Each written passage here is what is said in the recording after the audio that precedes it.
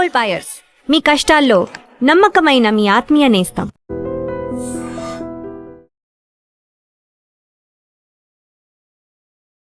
అందరికీ నమస్కారం అండి.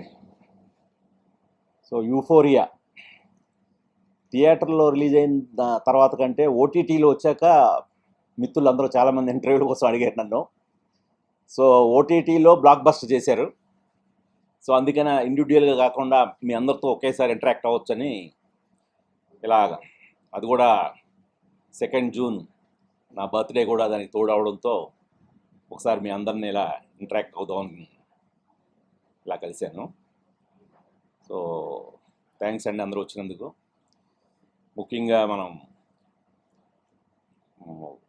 యూఫోరియా విషయానికి వస్తే, అంటే నేను నా కెరియర్లో చేసిన అన్ని సినిమాలు ఒక ఎత్తు అయితే ఈ సినిమాకి చాలా విపరీతమైన పేరు వచ్చిందండి. ప్రశంసలు కూడా, అంటే ఒక్కొక్కళ్ళు అంటే మీ కెరీర్స్ బెస్ట్ ఫిల్మ్ అని, చాలా మంచి హార్డ్ హిట్టింగ్ స్టోరీ తీశారని, అప్పుడప్పుడు మీరు ఇలాంటివి ఖచ్చితంగా తీయాలని.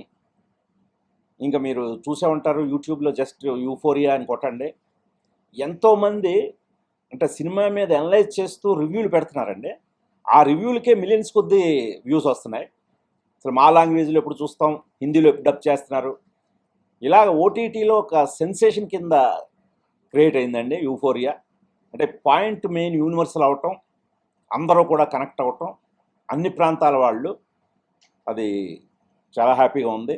పెట్టిన ఫస్ట్ ఈటీవీ విన్లో పెట్టాం, అది చాలా అద్భుతమైన అప్లాజ్ తీసుకుంది.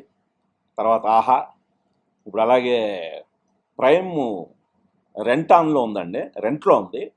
రెంట్లో ఉన్నప్పటికీ కూడా అది టాప్ 10లో సెకండ్ ప్లేస్లో ఉందండి. అంటే టాప్ 10లో మిగతావన్నీ కూడా హాలీవుడ్ ఫిల్మ్స్, వాటి మధ్య సెకండ్ ప్లేస్లో దాదాపు 3 వారాలుగా కంటిన్యూ అవుతుంది. సో అదే, ఇది చాలామంది థియేటర్లో మిస్ అయినందుకు నాకు సారీ కూడా చెప్తున్నారు. బట్ ఎనీహౌ, ఇక ఓటీటీలో మ్యాక్సిమం రీచ్ వస్తున్నందుకు చాలా చాలా ఆనందంగా ఉంది.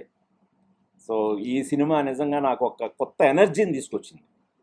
అదర్వైజ్ నేను ఎప్పుడు, మీరు నా కెరీర్లో చూసే ఉంటారు, ఎప్పుడు కూడా ఇలాగా బర్త్డే సందర్భంగా ప్రెస్ మీట్లు అవి కూడా పెట్టుకోను నేను. Thank you. ఎందుకు థియేటర్ కాకుండా ఎందుకు ఓటీటీలో సక్సెస్ అయింది అనుకుంటున్నారు ఎనర్జీ చేసుకుంటే? అంటే మీ సినిమాలన్నీ సమస్యలు చూడతారమ్మా, ఇట్లా చిన్న సినిమాలు కూడా బ్లాక్ బస్టర్ హిట్ అయిన కమర్షియల్ సక్సెస్ అయిన థియేటర్లో అయిపోయింది. అవును, ఈ సినిమా ఎందుకు వేరియేషన్ మారిందని? ఈ సినిమాకి దానికి ప్రొడ్యూసర్గా నేను కూడా ఒక కారణం అండి. అంటే మార్కెటింగ్ నేను గొప్పగా చేయలేకపోయాను, అది ఒప్పుకొని తీరాలి. సో అంటే చాలామంది సినిమా చూస్తూనే అంటే చాలా కేర్ తీసుకున్నాం, ఈ సినిమా జనంలోకి బాగా రీచ్ అవ్వాలి. చూసిన వాళ్ళందరూ కూడా అసలు ఇది need of the hour film sir, ఇది ఖచ్చితంగా బ్లాక్ బస్టర్ అవుతుంది, మీరు మార్కెటింగ్ చేయండి, ప్రమోషన్ చేయండి, బాగా దీన్ని జనాల్లోకి తీసుకెళ్ళానని కూడా చూసిన వాళ్ళందరూ చెప్పటం, మన మైత్రి లాంటి సంస్థలో చూస్తూనే దీన్ని డిస్ట్రిబ్యూట్ చేయడానికి ముందుకు రావటం, ఇవన్నీ బాగానే జరిగాయి. కాకపోతే ఆ మార్కెటింగ్ టైంలో దీనికి ఇంకా బెటర్గా చేసి ఉండొచ్చు. అంటే నాకు నిజంగానే ఇక్కడ నా ల్యాక్ ఆఫ్ ప్రొడ్యూసర్ ఎక్స్పీరియన్స్, అంటే ఎంతైనా ప్రొడ్యూసర్దే. సో మనం సరైన సినిమా తీసి పెట్టేసాం, ఇప్పుడు అది జనాలకి రీచ్ చేసేది మాత్రం అదొక డిఫరెంట్ ఆర్ట్ అండి. ఆ ఆర్ట్లో కొద్దిగా నేను ఫెయిల్ అయ్యాను. సో ఇక మేట్ అందుకనే అలాంటి పొరపాట్లు దొరకకుండా ఖచ్చితంగా ఎవరో ఒక ప్రొడ్యూసర్ని కొలాబరేట్ చేసుకుని ఇక మీదకి వెళ్దామని కూడా నిర్ణయానికి వచ్చానండి. ఫర్దర్గా కొలాబరేషనే అండి. కొలాబరేషన్ లేకుండా చేస్తే ఎలాగ సఫర్ అవుద్ది అనేది నేను ఈ మార్కెటింగ్ విషయంలో ఫేస్ చేశాను. అది ఖచ్చితంగా చేయకూడదు అనిపించింది. సరే, ఇప్పుడు ట్రెండ్ అని కనెక్ట్ అయ్యేలాగా సినిమా సబ్జెక్ట్ ఎంచుకోవడమే చాలా కష్టం. అవును, బట్ ఇట్లా మీరు ఎంచుకోవడానికి ఏంటండి? ఒరిజినల్గా జరిగిన వాటిని మీరు ఎప్పటికప్పుడు చూస్తూ ఉంటారా? ఎట్లాగా వీటన్నిటిని మీరు ఎలా ఐడెంటిఫై చేస్తారు? అంటే నేను ట్రెండ్ అంటారు కదా, యాక్చువల్గా నేను ఫాలో అయ్యే ట్రెండ్ ఎప్పుడు లోకం పోకుండా ఫాలో అవుతానండి. అంటే నాకు ఒక చాలా స్ట్రిక్ట్ హ్యాబిట్ ఏంటంటే, ఉదయాన్నే 6 న్యూస్ పేపర్లు చదువుతాను సార్. ఎంత ఇదిలో ఉన్నా సరే సో ఆ న్యూస్ పేపర్లు చదువుతుంటేనే మనకి అసలు ట్రెండ్ అంటామే, అసలైన ట్రెండ్ న్యూస్ పేపర్లో కనబడుతుంది. ఎలాంటి నిర్ణయాలు తీసుకుంటున్నారు, ఎంతవరకు వెళ్ళిపోతున్నారు, ఇది వరకు ఉన్న తీవ్రత వేరు. ఇప్పుడు అంటే నేను బాగా అనలైజ్ చేసిన దీంట్లో కూడానండి, మనం ఏజ్ ఆఫ్ ఎక్స్ట్రీమిటీలో ఉన్నాం. ఈ ప్రస్తుతం ఇది నా ట్రెండ్ అనిపిస్తుంది, ఉన్న ట్రెండ్. ఏదైనా ఎక్స్ట్రీమ్కి వెళ్ళిపోవటం, ఏదైనా చాలా ఎక్స్ట్రీమ్గా ఎక్స్ప్రెస్ చేయటం. సో ఇది ఇటు సినిమాలు వస్తున్నాయి అడపదడప కొన్ని మనకి అలా ఎక్స్ట్రీమ్ చూపించే సినిమాలు, కానీ సొసైటీలో ఎక్కువ ఉందండి, ఇంకా ఎక్కువ ఉంది సొసైటీలో. అంటే ఈ అసలు మైనర్స్ మీద జరుగుతున్న క్రైములు కానీ, మైనర్సే చేస్తున్న క్రైములు కానీ, అసలు ఎక్స్ట్రా మ్యారిటల్ అఫైర్స్ కానీ, ఇవన్నీ ఇంకా మనం సినిమాలు తీయట్లేదు సార్. సినిమాలు తీయడానికి చాలా అద్భుతమైన కంటెంట్ దొరుకుతుంది. సో నేను అదే ఆశ్చర్యపోతున్నాను, అరే ఈ ప్రపంచంలో ఎలా జరుగుతుంది, ఇంకా మనం సినిమాలో తక్కువ చెప్తున్నామే.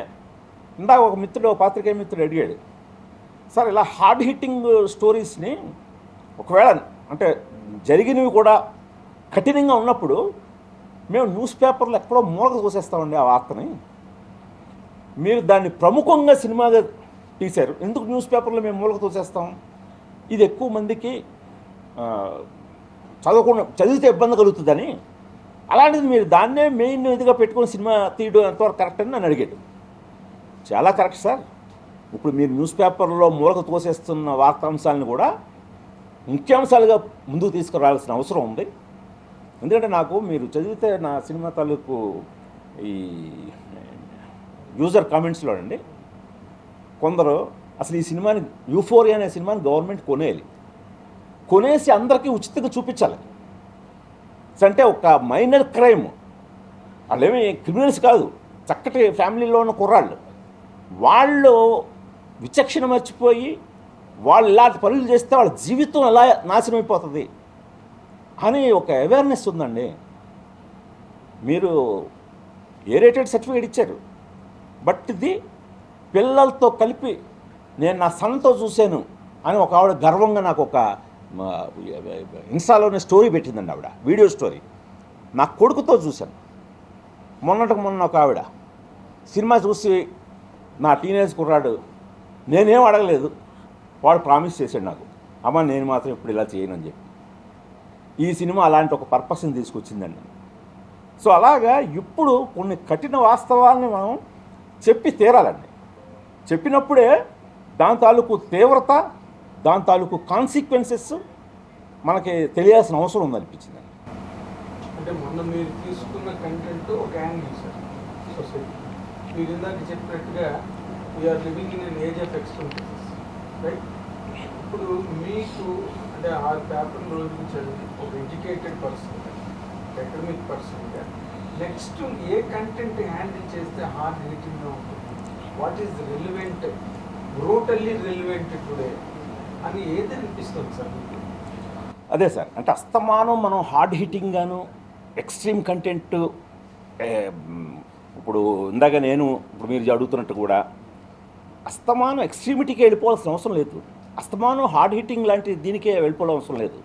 ఇప్పుడు మొన్నే మీరు తాయి కెళవ్ అనే ఒక సినిమా తీసుకుంటే అది ఎంత సెన్సిటివ్, అదేమన్నా కొత్త కథ అండి? కాదు కదా.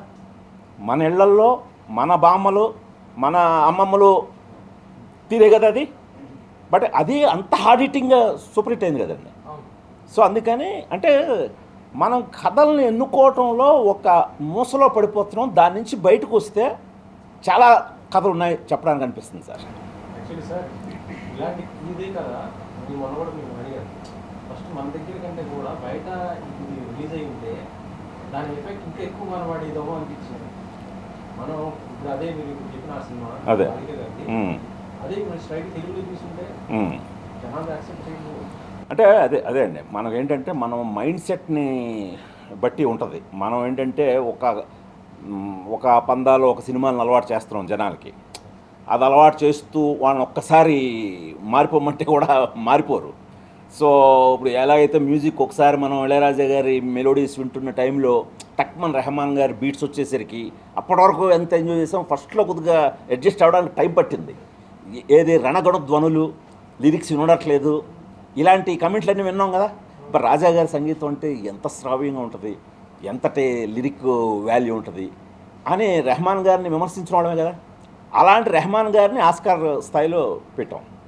సో అలా దేనికైనా అడాప్టేషన్ అనేది అదే అండి. నేను మొదటి నుంచి కూడా కొద్దిగా రిక్వెస్ట్ చేసేది ఏంటంటే ఆడియన్స్ని సవినయంగా కొన్ని సినిమాలని కొంత మైండ్ సెట్తో చూడండి. ఓ రెగ్యులర్ దీంట్లో కాకుండా ఓ టెంప్లెట్ స్టోరీ బీట్స్ని ఎక్స్పెక్ట్ చేసి రాకండి. ఈ సినిమా ఏదో ఒక టైటిల్ దగ్గర నుంచి ఏదో కొత్తగా ప్రయత్నించాడు, కొత్తగా చెప్పాలనుకుంటున్నాడు అనే మైండ్ సెట్ తోటి చూస్తే మనం అడాప్ట్ అయిపోతాం. ఎందుకంటే మనం మలయాళం తమిళకి అడాప్ట్ అయిపోతున్నాం. ఎందుకంటే మనం చూసేటప్పుడు ఆ మైండ్ సెట్ ఇది మలయాళం సినిమా కొద్దిగా స్లోగా ఉంటుందిరా ఈ సినిమా అని ప్రిపేర్ అయిపోతున్నాం. మనకు కూడా అలాంటి కథలు వచ్చినప్పుడు ప్రిపేర్ అవ్వండి అనేది నా చిన్న విన్నపం.